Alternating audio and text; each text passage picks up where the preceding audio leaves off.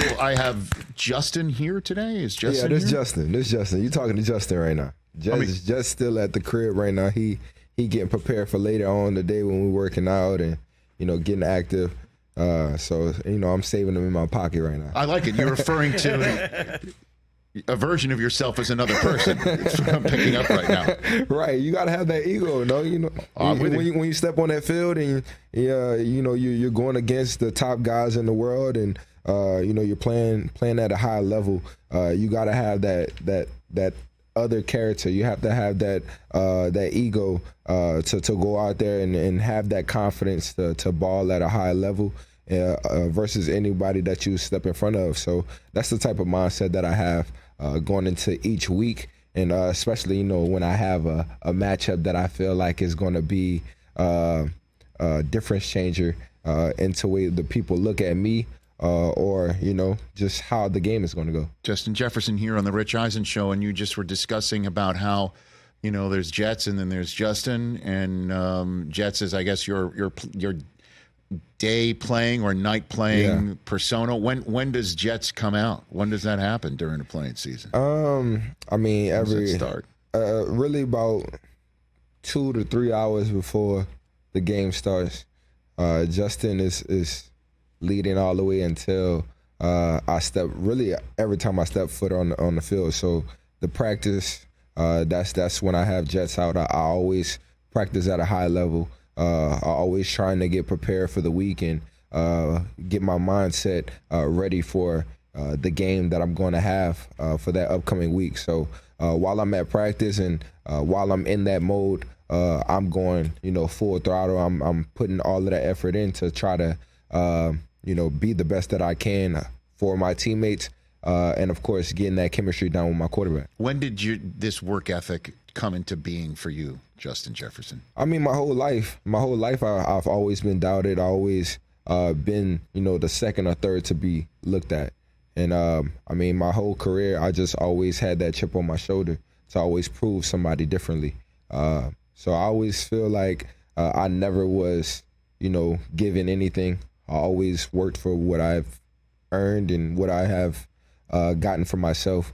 So just every single time I step on the field, I feel like I have to prove something. I have to show either the person that's in front of me or the person that's watching me in the stands that I am the best at what I do, and I take it, very seriously. Well, I know that's for sure. But when you were referring to that you were always overlooked, second or third person discussed, I'm assuming you're also referring to that in your college days as well, right? Oh, for sure. I know these guys are your guys, ride or die for life, Yeah. But Jamar Chase being a teammate of yours, was that part of your season when Joe's throwing 60 and you're catching some? For sure. Jamar's catching some. You were thinking this sort of thing? Oh, for sure. Having that battle, going against, not really going against, but just competing with Jamar, competing with Terrace, those type of guys, competing with them every single day gets you better alone. Not only going out on Saturday nights and performing at a high level, but every single day you're watching a top receiver. Jamar is a top receiver in this league today, and that goes to show you the amount of talent that we had at LSU. So to be competing with him, with who's going to get the most touchdowns, who's going to get the most receiving yards, who's going to get the better catch, just competing with him throughout that whole time that we was playing together, it definitely made us more competitive and made us better at our craft, because we both wanted each other to be a top receiver, but we always wanted to be the number one. So you can't have two number ones. So we always competed on trying to be better than each other, but we always supported each other at the end of the day. Well, and then, you get drafted and you're the fifth receiver taken. Right. On that COVID night in 2020. Yeah. Were you sitting at home just like steaming? Were you just? I wasn't steaming, but I knew my time was going to come. I knew my name was going to be called eventually. Of course, I felt like I was better than some of the guys that were picked before me. And I felt like, just the teams that picked them, I just felt like they overlooked me. And felt like that they were better for their program than I was. And I just didn't really take it fully to heart, but just really took it in a way as I'm going to prove them wrong. I'm going to prove everybody wrong to the people that saying that I'm only a slot receiver, or I only can do this, I only can do that, or my success came from this. I just wanted to show people that it doesn't matter what situation that I'm in. I'm going to perform at a very, very high level. And I was blessed enough to be put in a situation where I was the 5th pick, and I was to the Vikings with a veteran quarterback, with a quarterback that, had a name for itself and had a good arm. So ever since I got into the league, starting off with Kirk and building that relationship with him, we did a lot of great things during the 4 years of us being together. So it definitely was something to be grateful for. But I always kept it as, a chip on my shoulder and something to prove everybody wrong. Well, in terms, Justin Jefferson, of being overlooked, those days are over. Officially over. They are over. Last time you were on this show, it was at the Super Bowl. Yeah. And I asked you where the bag was. Remember when I asked you where the bag was? I remember that. You said, I don't know where the bag is. You said you were looking for the bag. Well, you found the bag. And the bag found you. Congratulations on that. Thank you so much. What was that moment like for you when you got the call and it was official, the bag was there, and it was generationally brilliant as well as record-setting? For sure. The bag was hand-delivered. It definitely was hand-delivered, and just the whole entire moment, it's speechless. You're waiting your whole entire life for that moment. Of course, I'm the first one in my family to be in the NFL and to have this type of money for myself, and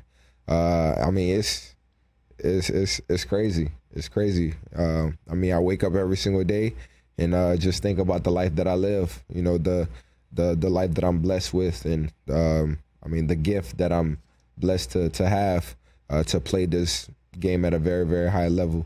So to set the market, to be the highest paid non-quarterback, it's something that I always dreamt of, but to actually be living it and to actually experience it firsthand is crazy. It's amazing. Obviously money's great. That's a great thing to have. Right. The respect that comes with that tag too is something that everybody that's featured in this series, receiver, is searching for. Right. Everybody's searching for that. Everybody's searching for that in the National Football League and all of professional sports. Yep. But you're the one who's paid the best that doesn't play the quarterback spot. Yeah. In the NFL. And what do you think that sends a message to other receivers in the National Football League, that you're able to do this, not from a quarterback sacking point of view, but from a catching from a quarterback point of view? Yeah, and not only that, I'm the youngest one. I'm the youngest one out of the bunch that's getting these type of contracts, and I'm doing it, after 4 years of me playing. So that goes to speak a lot, to change the whole market, to make history, and to do something that has never been done. And only 4 years of me playing, it goes to show you, the type of player that I am for the team, and the amount of work that I've really put in to become who I am today. It just goes to show you the amount of hard work that I put in. The countless hours of me and my brothers out on the field and practicing our craft and trying to become better and trying to achieve our goals of getting to the NFL and being this superstar and having this all-time contract that will set our family up for life. That's something that always been a dream.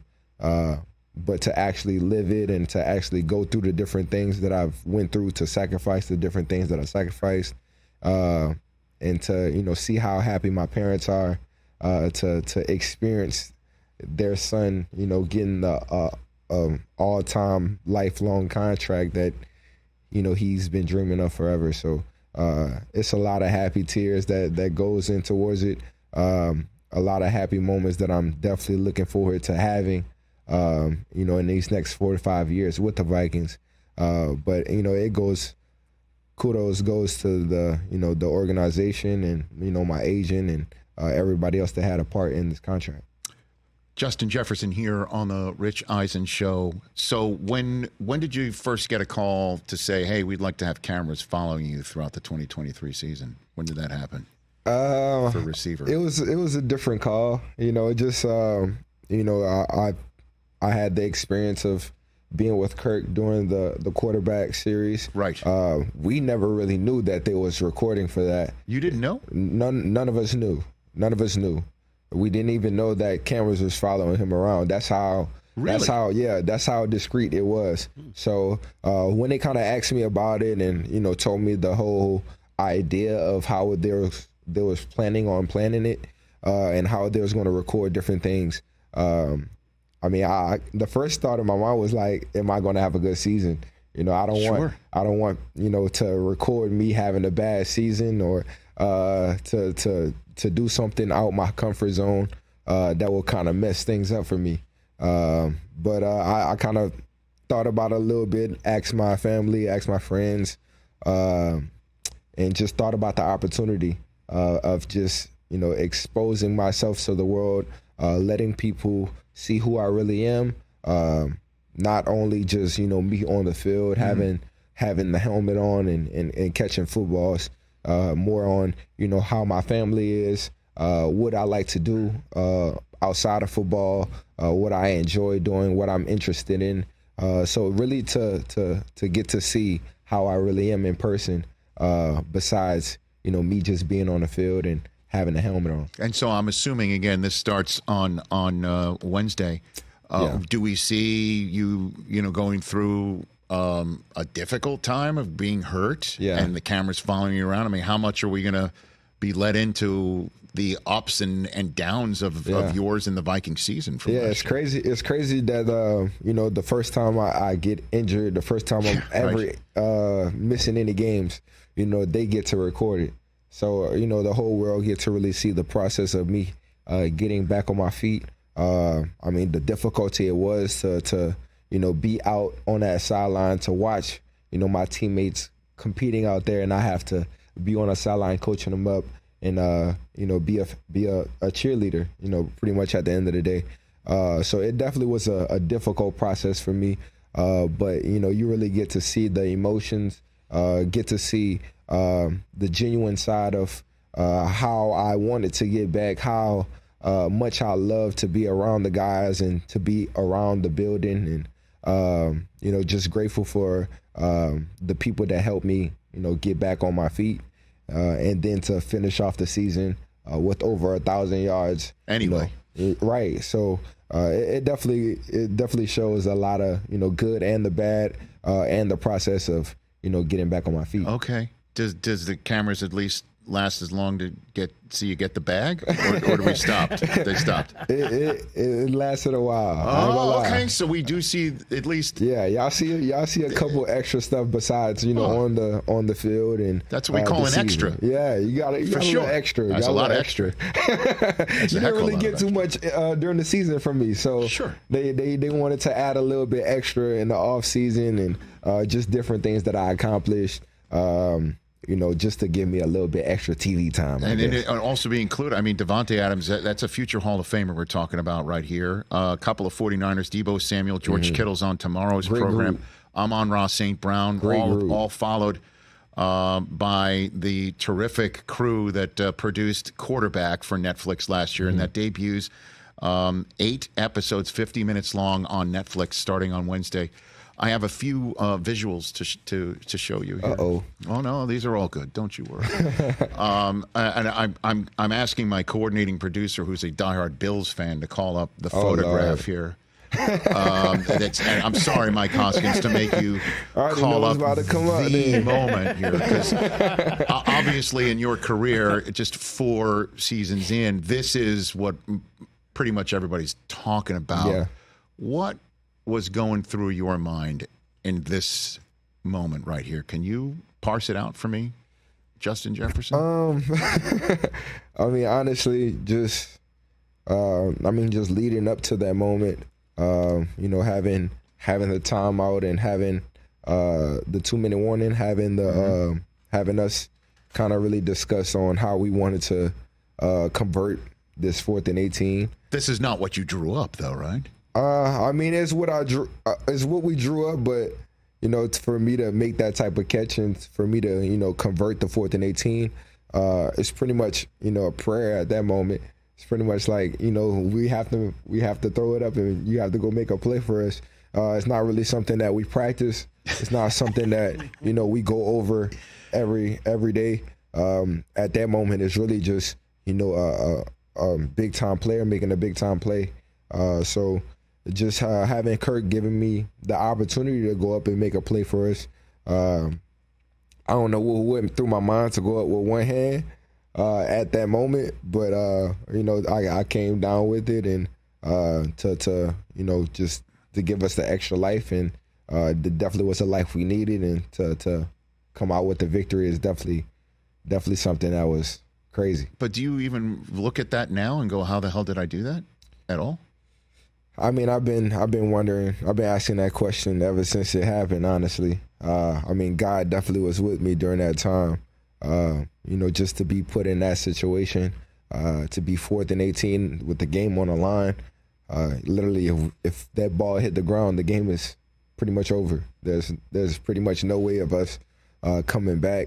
That whole sequence of me catching the ball, for us going down the field, and for them fumbling on the 1-yard line. That whole sequence is just a crazy, crazy game. Definitely one of the best games that I've been in, just with the environment, being in the Mafia Stadium, and just coming out with the victory in that type of way, in that fashion. It's definitely was something that would stick for me for the rest of my life. Well, everybody talks about the Odell catch in MetLife. I mean, what's with the LSU guys going up and just grabbing it with one hand? I don't know, man. I always been saying there's something in the water. There's something in that Louisiana water that we be drinking since we was little kids that put a little something extra in our blood. I don't know what it is. I don't know. Well, I don't know what was in the water in Paris, but let's get to this one. This went viral. You and Joe Burrow walking. And I'll be honest with you, Justin, I did notice you walking, but not till about the 5th time I saw the video, because every single time I was looking at what Joe was wearing. Were you offered the backless option? I was not offered. I was not offered the back option. Even if they offered it to me, I wouldn't wear it. But I mean, hey, Joe is the type of guy that you can see him wearing that. He's the guy that wants to be different. He's the guy that really doesn't care. Right. At the end of the day. Were you there when it was offered to him? Were you? I wasn't there when it was offered to him. Okay. And I didn't see him try it on. Oh. So when's the first time you saw? The first time I saw was there. so maybe if I seen him try it on, or I would have probably gave him a little tip or two. But I think Joe rocked it. You don't know. By the way, Joe, if you know Joe, you know Joe, and that's the type of suit Joe will wear in that type of fashion show for Vogue. So yeah, that's just Joe. Not a lot of guys can pull that off. They don't have the physique. There's also, for some guys, that's just Joe. When they put on a shirt, it's layering because they already have a sweater on the back. Like he pulls it off. I'm not saying that. You should have seen how many people wanted to take a picture with his back. Are you serious? Yeah. What where they say, I want a picture with you, but turn around? Is that what you're saying? I mean, how they gonna see the back of the suit if he's facing? You gotta turn around to see the back of the suit. Amazing. That's next level. Well, congratulations. It was a 1950s look. Apparently, they did it in the 50s. All right. I don't know. So apparently he's but bringing. I liked it. I liked it. It fits Joe. That's definitely something that Joe is, and I liked it. But I enjoyed my suit better. Okay. I enjoyed my Joe's suit better. bringing it. I like that I had the back to my suit. Okay. But I liked it. By the way, I thought Joe. let's focus on you now. I thought this walk was incredibly confident. Like, what's your inner thought as you're walking like this at a Vogue in Paris? Honestly, what's going on? I was just thinking, don't trip the whole time. I didn't want to trip. I didn't want to, be awkward. But hand in pocket, you're like. Me and Joe definitely agree with the hand in pocket. We was like, we're new to this. We're not veterans in this. Did you category. pick a spot in the distance and you're like looking at the spot? Like, what are you doing here? See, that was the difficult part because, if you really know that type of show, there's plenty of different celebrities, plenty of different people that's invited to this show and sit in first row. Okay. But as a model, as a model, you're not really supposed to be looking at. No, I don't know that, everything. Justin. Tell me what it's like to be a model. Justin? Well, the people that knows, you're not really supposed to be, just looking at everything, just walking in the park. You're supposed to be looking you're looking straight pretty much at the back of the person that's in front of your head.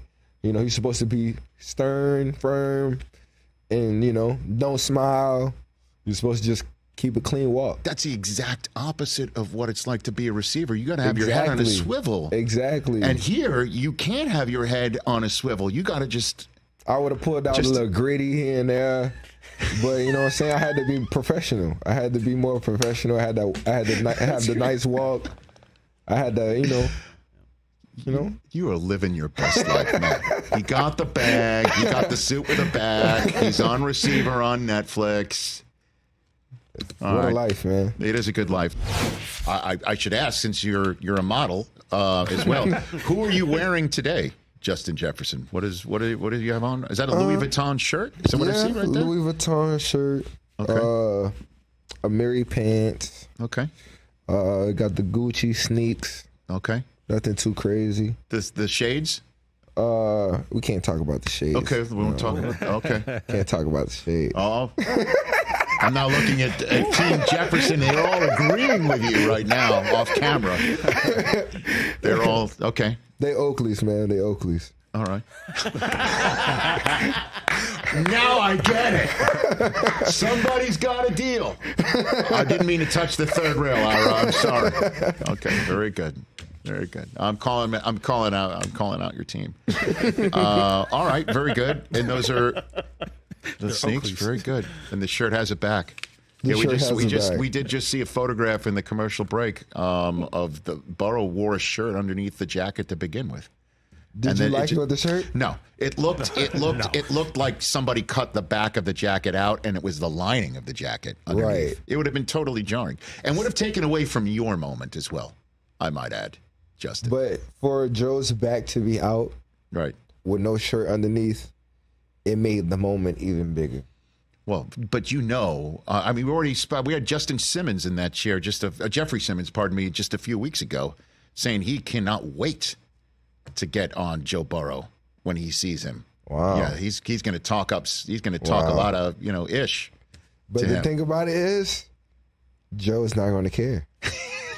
That's yes. He has that that's antidote the bad about part him. About it. You want to clown him about it. You want to joke. You want to joke him about it. But at the end of the day, he's not going to care. I've got Justin Jefferson here on the Rich Eisen Show. I'm back on the Rich Eisen Show radio network, sitting at the Rich Eisen Show desk, furnished by Grainger with supplies and solutions for every industry. Grainger has the right product for you. Call clickgrainger.com or just stop by. My pops work at Grainger. Is that right? Yeah. Oh. Hey.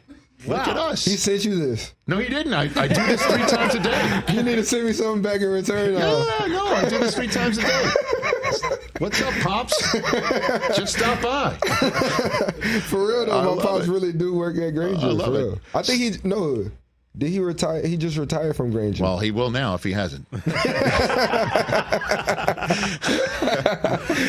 Justin Jefferson here on the Rich Eisen Show. All right, let's talk about the 2024 season. You got Sam Darnold at quarterback right now. what is it like catching passes from him so far? The general sense of his starting. Obviously, I don't want to put a cart before a horse, but that's what's going on in your neck of the woods right now. Yeah, I feel like Sam is doing a great job with just communicating and just connecting with the players. Yeah, he understands that he's the new guy. We have to bond with him, and we have to create that connection and that chemistry with him.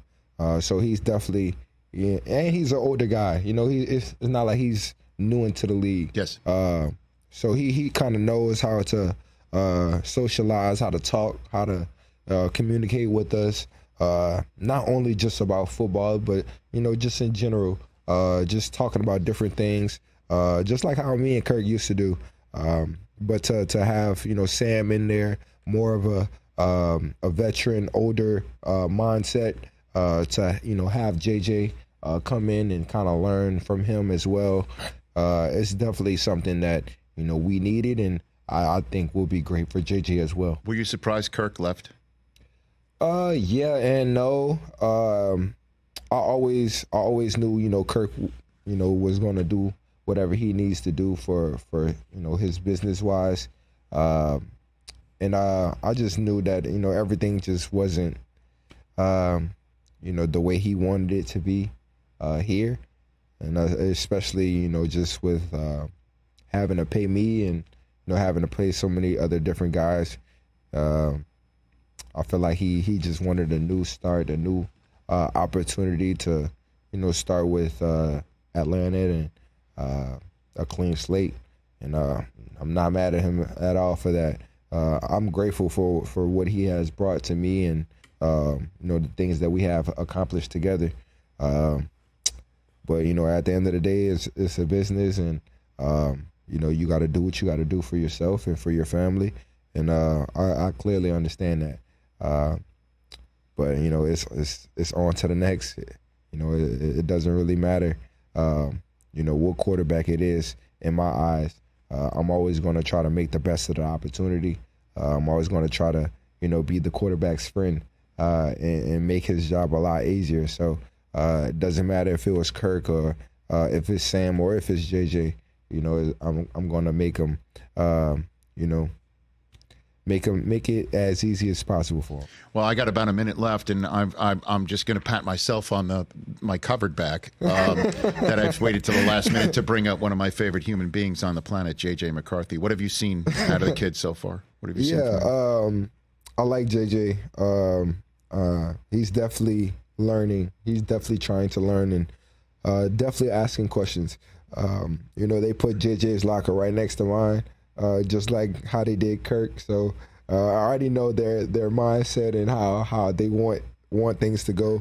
They want me to be that guy that JJ can always talk to and ask questions about, and he's definitely that type of kid. He definitely wants to ask questions. He wants to learn how to become a top quarterback. He wants to learn how to become a problem in this league.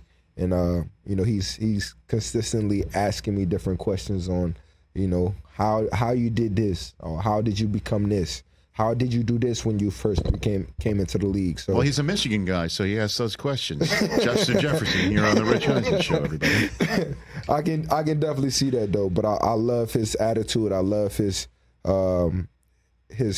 questioning and his curiosity to want to become something. So I'm definitely looking forward to what he has to bring to our team. Of course, there's a lot of expectations from him, but I always tell him, don't really worry about the expectations. All you have to do is just carry yourself with confidence. And I feel like he's just trying to learn the playbook, and he's just like all of us at the time. His head is just running in 1,000 miles per hour with trying to learn this playbook and trying to be comfortable with just being in the pocket and just being free back there. So I just told him just to be a student of the game, just like you were in class back in school, preparing for a big test. Your head in the book, and just trying to learn and trying to become the best person you can in the book. So when you get on that field, you're just more free. You're just playing, and you're just playing with confidence at that moment. Well, maybe they put him next to you because that's the way it was for Kirk and you, or maybe the Vikings just like having national champions sit next to each other. You know what I mean? Maybe, man. You know, maybe. you've got a ring. The sound of that. He's got a ring. You now know, we got to get a ring together. It's kind of crazy. In this league. I don't know if you saw national championship night. I was out there just handing out $100 bills to all the kids. Wow. I'm sorry, that was not my national championship. Look at Rich, man. That's what I was doing. Wow. That's what I was doing. Now it's crazy. They have NIL. Now it's legal. Oh, that's right. Oh, Jeff's ahead of his time. Isn't that crazy? He was ahead of the curve. Way ahead of his time. Isn't that crazy? OBJ NIL right there for LSU. He started Come on, it. no? He started it. That's right. Everybody was like saw that and they're like, that's not a bad idea. We should make it fine for everybody. We're going to suspend him, but I think that's a great idea. We should do that. Oh, fantastic. Jefferson here on the Rich Eisen Show. We're back on the Roku channel in about 30 seconds that we're back on? All right, fantastic. I've just had a blast with you here, man. I really appreciate you taking the time. Thank you for having me, man. This is a nice studio you got here. Okay. Yeah. It's nice. Fantastic. I didn't think it looked like this, on the other side of the screen. Well, listen. I mean, just like you want people to reveal sides of you and see sides of you with the receiver. Hey. Now you're seeing a side of me you didn't think existed. Touche. That's me. Touche. Touche is right. It's nice in here, Justin Jefferson. Hey, where's my jersey at, though? That's right there. Took over your right side. There you go. Justin one. Jefferson wondering where his jersey is. TJ Jefferson has one right there. Now I just need it hung up. We're going to keep it in the family, you know what I mean? Well, I guess so. Yeah. The Jeffersons. That's what I'm saying. That's my cuz back there. I've been trying to tell them this, Justin. They ain't trying to believe me. I believe everything from you. Listen, real quick question. At the end of 22, you were mic'd up in a game against the Bears. You and Adam Thielen were talking about getting home, watching the Packer game, and how you were going to chill and watch it. And he goes, I'm going to get in the hot tub. And you looked at him and you said, brother, I don't got that luxury yet to get in the hot tub. So now you got the bag. I've been wondering. Yeah. Do you have that luxury? Do you got that hot tub up yet? Wow. That was a great question. And? Maybe. Oh. And I'm just going to leave it at that. Okay. Maybe. That'll be on the next episode of Receiver. Especially in Minnesota, Okay. Maybe. All right. So it's there is what he said. Actually, he's just saying next year on Netflix it's going to be a new called Hot Tub. It's going to be... Just talks in the hot tub. That's all it's going to be. It'll be a time machine as well. It'll be really weird. Thanks for coming on, Justin. Really appreciate it. Thank you for having me, man. I really appreciate it. You're one of my favorites. You're one of our favorites. Thank you. You got thank it. You. And I appreciate it. And I will always notice you walking, even if the guy next to you is... wearing something without a back. Receiver on Netflix starts Wednesday. Catch the Rich Eisen Show every single day on the Roku channel, 12 to 3 Eastern, for free.